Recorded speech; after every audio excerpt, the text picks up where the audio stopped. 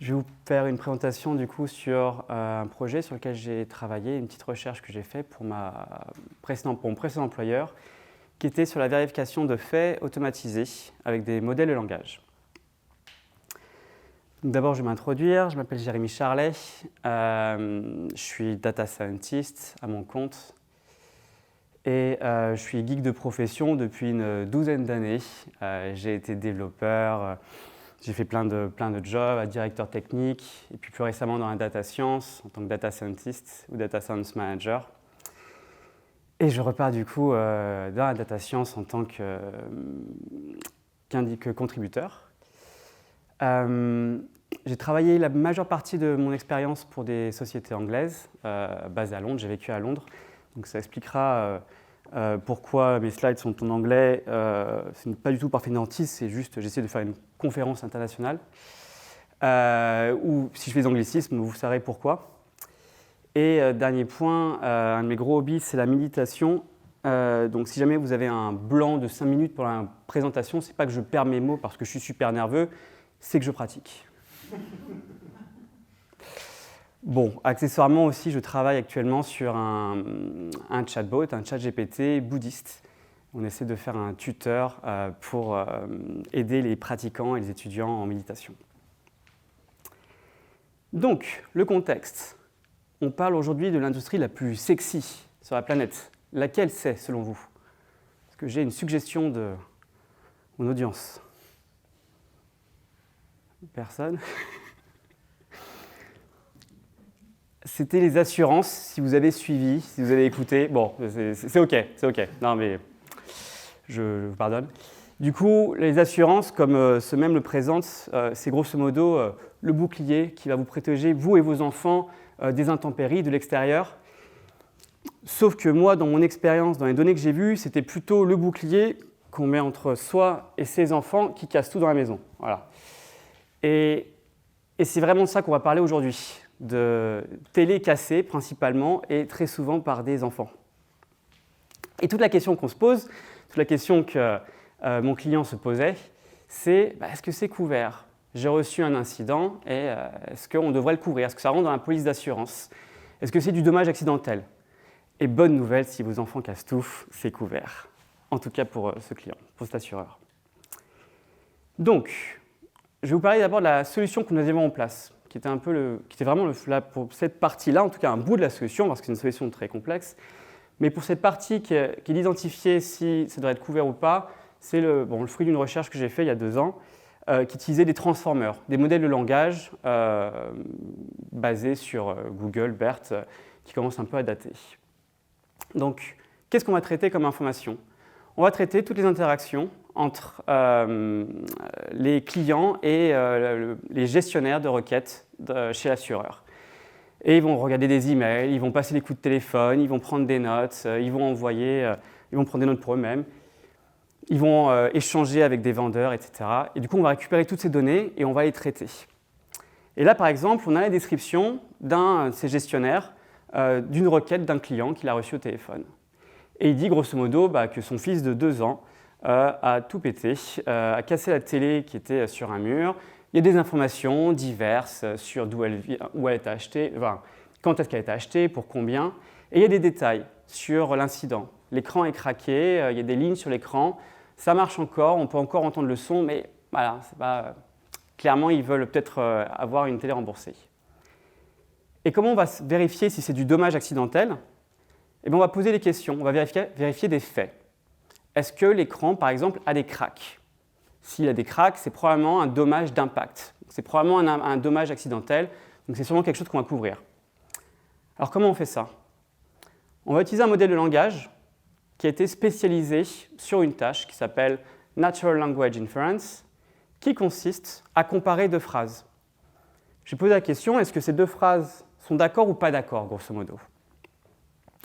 En fait, il va sortir 3 scores. Il va sortir un score sur l'entailment, c'est-à-dire qu'une phrase implique l'autre, ou qu'une phrase contredit l'autre, ou encore que les 2 phrases n'ont rien à voir. Il fait beau, j'ai faim. On s'en fout, c'est pas pareil, quoi. Ça n'a rien à voir. Et ce qui nous intéresse, c'est on va vérifier tous ces faits, on va voir est-ce que la description d'incident implique implique ce problème. Et on va le faire pas juste une fois sur un fait, mais on va le faire sur toute une série de faits. On va essayer d'apprendre plein d'informations comme ça. On va essayer de comprendre c'est quoi la description du dommage. Est-ce que c'est un dommage de type d'impact, avec des écrans craqués? Est-ce que c'est un dommage autre? La télé ne marche pas, on n'entend plus le son, il y a des lignes sur l'écran. Ce n'est pas forcément dû à de l'impact, ça peut être dû à autre chose, à de l'usure, mais c'est quelque chose qui nous intéresse, où il n'y a pas de dommage. Et on ne va pas simplement s'intéresser aussi à la description du dommage, on va s'intéresser aussi aux circonstances, à l'événement.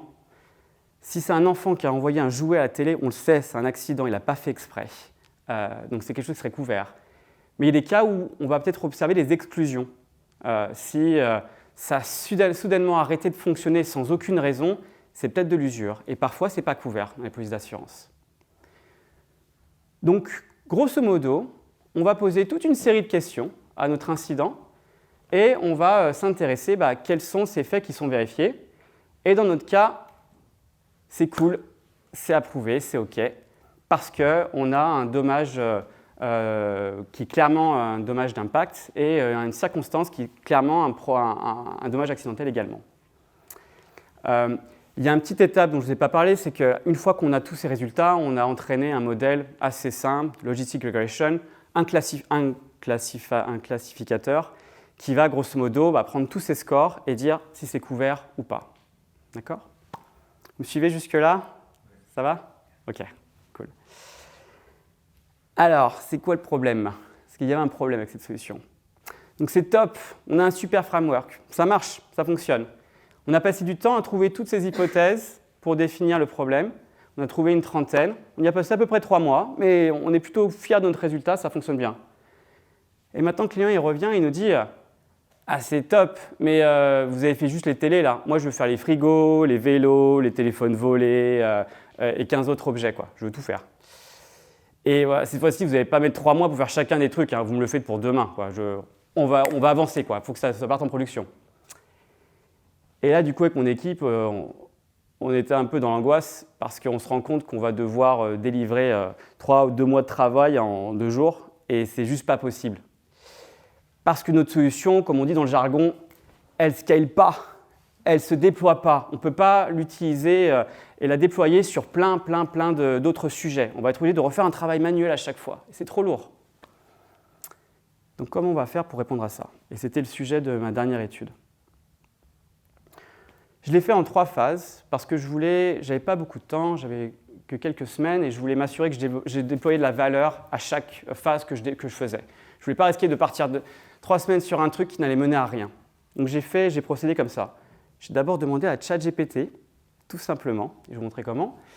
Puis après, j'ai commencé à chercher à extraire ces hypothèses, ces faits depuis mes données, depuis mon jeu de données imaginons, on prend des vélos cassés, on va essayer de découvrir ça automatiquement avec des modèles de langage.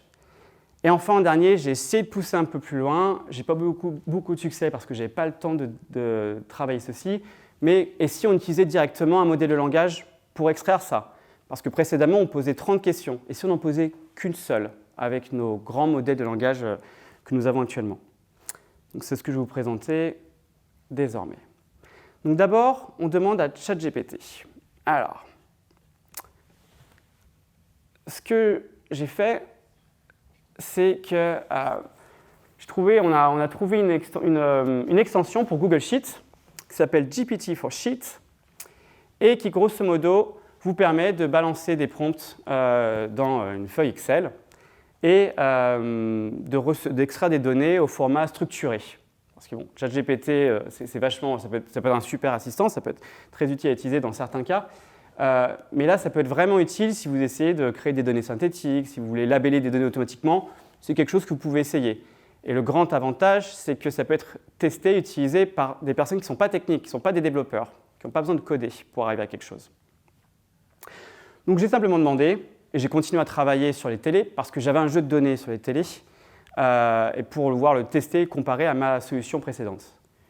Donc je demande simplement, j'ai un prompt que j'ai marqué ici, écris-moi 20 exemples de dommages qui peuvent arriver à une télé, et c'est pas mal en fait. C'est assez représentatif de ce que je vois. ça peut être très bien équilibré, je ne vais pas avoir tout exactement ce que je veux. Et si je lui demande plusieurs fois, il va avoir tendance à se répéter. Bon, c'est bien, c'est un premier jet, mais ça a ses limites. Donc ça, c'était la première étape. La seconde étape, peut-être la plus intéressante dans cette présentation. Tac, tac, tac. Petit problème technique, si je retrouve ma souris. Il faut absolument que je désactive ça, sinon on va avoir des pauses tout le temps. Bon, mais on adaptera. La seconde étape, c'est de trouver les hypothèses. On va les extraire directement de nos données. Comment on va faire ça? Alors d'abord, j'ai besoin d'héberger mon propre modèle de langage. Je travaille sur des données qui sont sensibles pour mon assureur. Et il ne veut pas que j'aille envoyer ça à OpenAI, sauf si je mets en place un contrat exprès, et ça va prendre du temps, on n'a pas ce temps-là. Donc on va faire comme on a fait jusque-là, on va travailler avec leurs données sur les serveurs qu'on a bien sécurisés pour avoir nos certifications ISO et compagnie.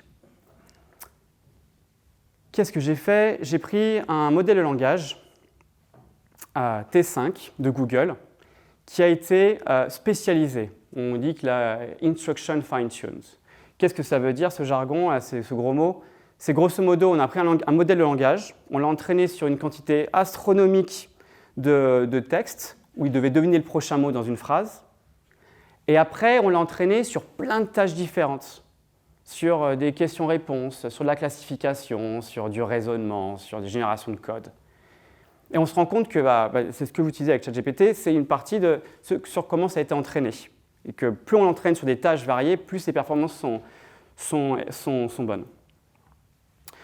Donc j'ai pris un de ces modèles, il fait à peu près 11 milliards de paramètres, c'est à peu près 10 fois moins que ChatGPT, mais c'est quand même significatif ce qu'il est capable de générer. Et c'est un modèle qui fait à peu près 50 gigas. Et pour pas non plus avoir des frais excessifs en serveur, pour faire tourner ce modèle, on a utilisé la quantisation. C'est simplement le process de faire tourner son modèle avec un degré de précision plus faible. Ça demande moins de mémoire en fait. On peut l'héberger, notre modèle de 50 gigas sur une carte graphique qui en a 12 ou 24. C'est ça l'intérêt en fait. Et c'est quelque chose qui m'a pris une bonne journée de travail parce qu'il y a plein de librairies qui permettent de faire ça de manière automatique.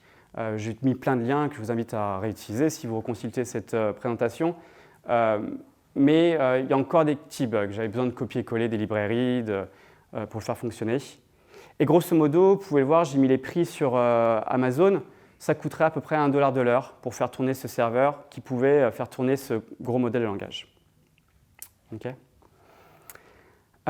Ensuite, j'ai un peu joué avec. J'ai essayé plusieurs prompts, des requêtes à mon modèle de langage, que je vais vous montrer après. Et j'ai essayé vraiment d'être proche du coup de ce sur quoi ça a été entraîné, ce que je vous invite à faire. Je vous inviterai même à faire autre chose encore mieux à la fin de cette présentation. Mais voilà, si on va donner des indications, autant faire ce sur quoi il a été entraîné à faire. Et ensuite, maintenant que j'ai mon modèle, je vais pouvoir commencer à prendre mon jeu de données et à extraire les faits, mes hypothèses, mes descriptions de dommages. Alors comment ça se présente? Je vais mettre d'abord en bleu mon entrée, ma description, dont je vais extraire les informations, et je vais le faire en plusieurs étapes. Je vais d'abord poser une question, est-ce qu'il y a une description de dommages d'impact? Et tu vas me répondre par oui ou par non. On essaie vraiment de cadrer la question qu'on pose au modèle pour qu'il ne risque pas de dire n'importe quoi et pour qu'il n'invente pas des choses en fait. Si c'est oui, je vais lui demander, on va aller plus loin. Ok, maintenant, réponds à cette question, c'est quoi? Maintenant que tu sais qu'il y a quelque chose, qu'est-ce que c'est exactement? Et donne-le-moi. Et il va extraire « Screen is cracked with lines on the screen ».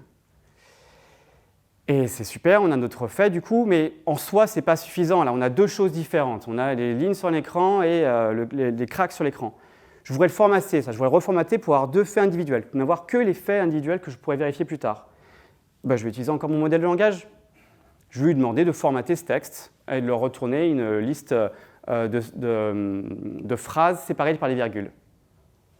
Et voilà, on a screen is cracked, lines on the screen, que maintenant je pourrais réutiliser dans ma solution précédente. Ça suit jusque-là? Pas de questions? Ok. Et comme vous voyez, répondre à une question, répondre à un besoin, ça peut prendre plusieurs questions, plusieurs tentatives en fait. Là, je mets un lien vers déjà un super cours en ligne de prompt engineering pour apprendre à écrire des requêtes, apprendre à parler à des modèles de langage, et notamment une page sur cette approche de vous allez en fait, pour créer une application, vous allez peut-être créer une série de requêtes qui vont, selon les réponses, aller plus loin. C'est un petit peu ce qui est fait dans les chatbots conversationnels. On va avoir un flow. Si j'ai besoin, selon l'intention de l'utilisateur, on va faire ci, sinon on va demander ça, etc. Donc on a extrait nos faits, mais ce n'est pas encore terminé. Maintenant, il faut falloir les synthétiser parce que j'ai 400 faits. J'ai un dataset de 400 descriptions et je ne vais pas utiliser tel quel. Alors on va devoir les regrouper. Si je parle de clustering, c'est un gros mot ou ça vous parle? Ça vous parle? J'en vois plusieurs qui hochent. Brièvement, c'est simplement identifier dans un jeu de données quels sont les éléments qui sont proches les uns des autres. Et on va utiliser pour ça un autre modèle de langage beaucoup plus petit qui est vraiment dédié à ça, qui est dédié à prendre du texte et à le transférer dans un espace vectoriel pour qu'on puisse regarder quels sont les vecteurs, quelles sont les phrases qui sont proches les unes des autres pour en faire des groupes en fait. Et du coup, je vais avoir comme ça des clusters, des groupes de phrases et je vais pouvoir encore demander à mon modèle de langage de les synthétiser. C'est quoi le cas le plus fréquent dans ce groupe? Et il va me dire, voilà, pour une série, un enfant a jeté un jouet à la télé. Et voilà, j'ai un titre pour mon groupe, automatiquement, sans avoir à aller le chercher manuellement. Après, vous voyez que c'est pas encore... Il y a des éléments qu'il a trouvés qui sont un peu des outliers, qui sont un peu différents. Il y a un truc qui dit l'enfant a jeté le contrôleur de la télé à la télé. Et il ne l'a pas trouvé. Bon, je pourrais simplement reposer une question. Est-ce qu'il y a des faits qui ne sont pas couverts par ce titre que l'on devrait inclure? Mais je l'ai fait manuellement pour ne pas risquer de me planter. Et simplement, vraiment prendre ces modèles de langage comme des assistants pour nous accélérer notre travail.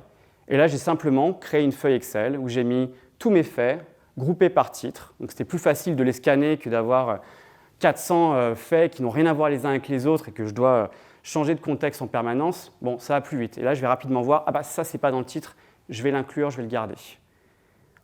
Et à la fin de ça, j'ai tous mes faits à vérifier et j'ai fait ça assez rapidement en fait. Grâce à une fois que le système est en place, c'est une manière d'extraire de manière automatisée les faits à vérifier, avec un peu d'assistance. Et là, l'objectif était réalisé pour ma boîte. On a trouvé une solution du coup pour scaler et ils vont mettre ça en place ensuite pour déployer la solution sur d'autres domaines. J'ai essayé d'aller un petit peu plus loin et de faire de la classification. Oui, je t'en prie. Bien sûr, je t'écoute. Là, cette dernière étape, enfin, c'est pas cette dernière, mais les deux dernières étapes, ça ressemble beaucoup à du topic modeling. C'est du topic modeling, oui. Avec une détermination de titre de topic automatique. Ouais. Je trouvais que cette approche-là, avec utiliser un LLM prompté, c'était plus efficace que quelque chose comme BERT-Topic ou ce genre de... Ça marchait mieux, c'était des résultats qui étaient plus intéressants pour toi ou plus adaptés à ta situation. Directement, en fait, je pouvais lui indiquer dans quelle... Je voulais une phrase, en fait. Je veux avoir une phrase complète pour le poser en fait. Et tu vas l'avoir automatiquement avec ton modèle de langage. Et c'était beaucoup plus rapide, j'avais déjà mon modèle de langage de déployer ça, que de mettre en place une autre solution de topic modeling. Et j'ai aussi beaucoup utilisé des modèles de langage pour faire du clustering. Bon, tu parlais, effectivement, ça peut être basé sur BERT. Mais dans mon expérience, ça marchait très bien et les résultats que j'avais étaient assez corrects, même si il y avait un cas avec effectivement un outlier. Mais voilà, effectivement, on pourrait pousser et faire ça aussi. Mais en soi, c'est déjà impressionnant, quoi. Les modèles de langage sont entraînés à synthétiser du texte. Donc c'est une tâche qui est facile pour eux de faire ça. En tout cas, ma compréhension. Répondre à la question ? Cool. Donc on passe à la suite. On a nos faits, ok ? Et si on simplifiait le système qui existe ? Le système qui existe, je vous rappelle, c'était on va balancer toutes nos requêtes sur poser des questions sur chacun des faits sur notre requête d'entrée et puis avoir un modèle derrière en plus qui va calculer, qui va classifier tous ces scores pour indiquer si c'est couvert ou pas. Et si on faisait ça en une fois, grosso modo, c'est la question, avec un modèle de langage large. Eh bien, tentons. À quoi ça ressemblerait si on faisait ça ? Eh bien, c'est tout simplement, on va d'abord définir la tâche. Je lui demande ici, classifie si le texte suivant indique un dommage d'impact, un autre dommage ou pas de dommage. Je vais fournir le contexte, le texte qu'on évalue. Je vais ensuite fournir des exemples pour chacune des classes.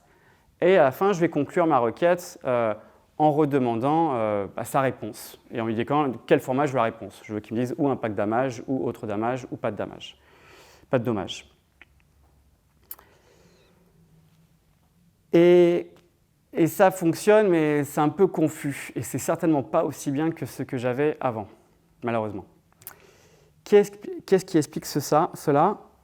Eh ben, déjà, j'y ai pas passé beaucoup de temps. J'ai juste passé un jour ou deux là-dessus. J'aurais vraiment aimé exploiter ce filon plus. Mais le problème principal que j'avais, c'était mes données, en fait.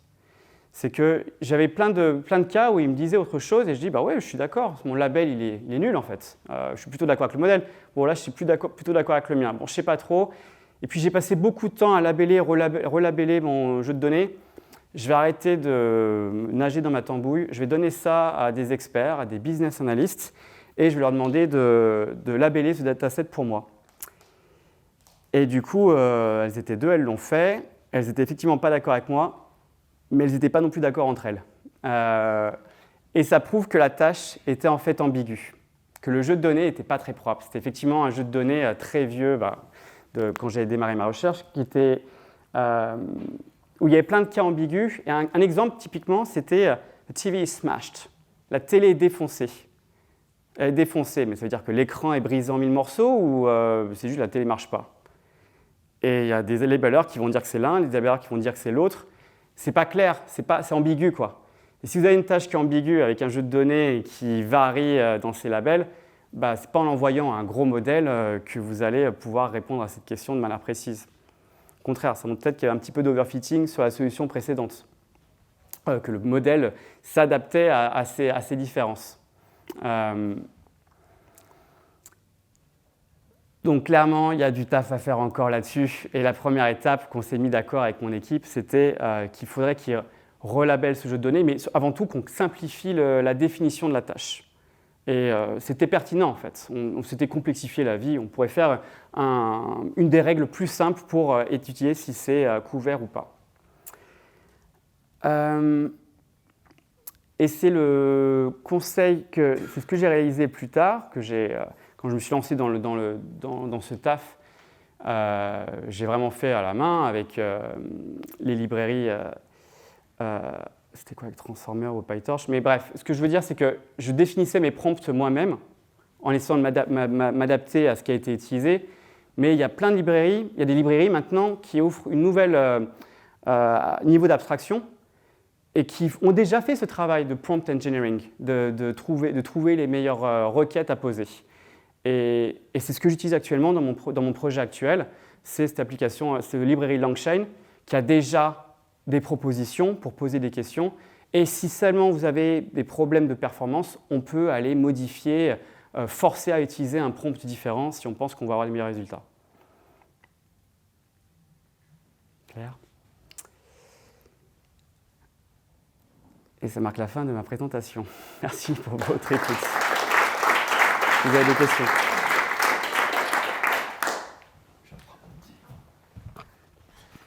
Du coup, si vous avez des questions, c'est le moment. Ouais. Merci Jérémy pour cette passionnante présentation. Et je suis curieux si tu as des performances à nous partager, notamment sur la partie 1 et sur la partie 2. Parce que pour en avoir un peu utilisé ces technos moi-même, j'ai souvent été déçu un peu. Donc voilà. Est-ce que tu peux nous partager un peu des résultats?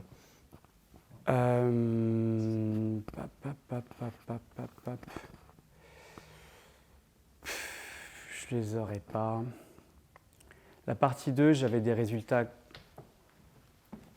Au moins la partie 2, j'avais des résultats cohérents en fait. J'avais, je sais pas, un F1 de 85, un truc comme ça, 82, 85, et j'arrivais à retrouver ça, quoi. Ou un peu moins que l'autre, mais c'était suffisant en fait. Là, c'était réussi. Le troisième, j'avais un F1 de 60 ou de 70. Donc là, c'était vraiment pas du tout satisfaisant. Le premier, je crois que j'ai même pas essayé tout de suite. J'ai voulu voir ce que je pouvais extraire des faits et je trouvais que c'était cohérent, mais je suis passé directement à la suivante avant de le retester sur mon modèle. Ok. Oui. J'arrive après. Merci pour la présentation. J'ai 2 questions. La première est sur le contexte. Ouais. Est-ce que vous avez eu des difficultés avec les déclarations de sinistres? Et le deuxième, c'est plutôt sur est-ce que vous avez envisagé d'utiliser l'extraction des entités nommées ou des spans pour la classification de dommages?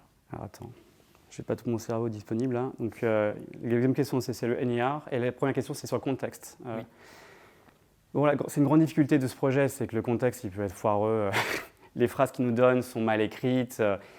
Et on s'est rendu compte que les modèles de langage, modèles de langage larges, peuvent être beaucoup plus utiles pour comprendre le contexte. Ils sont capables, c'est un truc avec lequel j'ai joué, prends cette phrase qui est écrite n'importe comment et retraduis-la moi en anglais correct, avec la ponctuation. Et c'est capable de le faire. Et c'est clairement un problème que nous avons actuellement avec des modèles plus petits. On utilise BART Large, je crois que c'est une dizaine ou une centaine de millions de paramètres. Là, on parle de dizaines de milliards de paramètres. Et c'est un problème effectivement qu'on a. On fait des erreurs à cause du texte qui est trop mauvais. Et c'est clairement quelque chose où on peut avoir de meilleures performances. Encore faut-il, on pourrait imaginer que si on garde la solution de base et qu'on extrait les faits, on pourrait peut-être imaginer qu'on post-process l'entrée, le contexte, qu'on reformate le contexte pour qu'il soit correct et qu'on balance après notre comparaison de faits. C'est quelque chose qu'on pourrait explorer. La deuxième, pour l'extraction d'entités, on l'utilise pour la classification des documents en fait. Savoir quel est le type d'item, quel est l'objet en fait. Est-ce que c'est une télé, est-ce que c'est un téléphone, est-ce que c'est un ordinateur? Et on fait il me semble qu'on fait ça avec un NIR derrière pour l'extraire. On l'a aussi fait pour l'extraction du coût. L'extraction du coût et de l'âge du modèle. Parce qu'on peut avoir, si par exemple on a des règles métiers, si la télé est plus vieille que 5 ans, ce n'est pas couvert. Du coup, il faut qu'on extrait l'âge dans la phrase. Et pareil, on va extraire le coût parce que c'est le coût à laquelle on peut faire une proposition automatique au gestionnaire de rembourser. Donc là, typiquement, on utilisait aussi du Name Entity Recognition.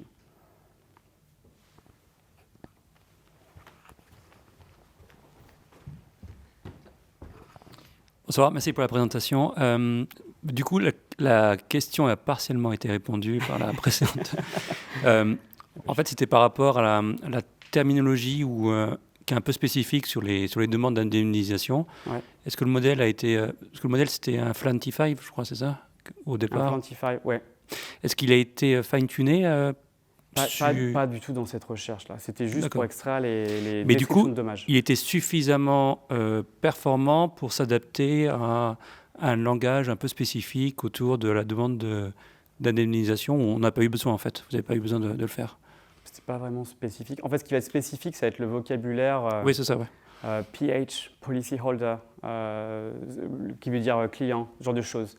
Mais une télé cassée, voilà, là, il ne va rien avoir C'est souvent même, souvent ils reprennent les mots des individus qui ne sont pas même des experts en assurance. Donc, dans ce cas précis, non, ce n'était pas un problème. On n'avait pas un problème de spécialisation. D'accord, je parlais de jargon, effectivement, typiquement Ouais. celui-là, ça n'a pas été nécessaire, en fait, d'avoir une connaissance particulière de ce jargon-là. Finalement, c'est passé comme ça dans le modèle, et puis... Alors, non, parce qu'en fait, c'est pas ce qu'il extrait là. Il n'extrait pas cette information, il va extraire les trucs liés à des télécassés ou les circonstances. Donc, j'ai pas eu... Ou il va ressortir PH Son, sent toy advert TV ou quelque chose comme ça. Ouais. Nous, après, on peut l'extraire. Dans notre application, on a tout un vocabulaire où on va transférer, on va convertir certains de ces mots-clés en policy holder pour les acronymes, par exemple. Ouais. Ok, merci.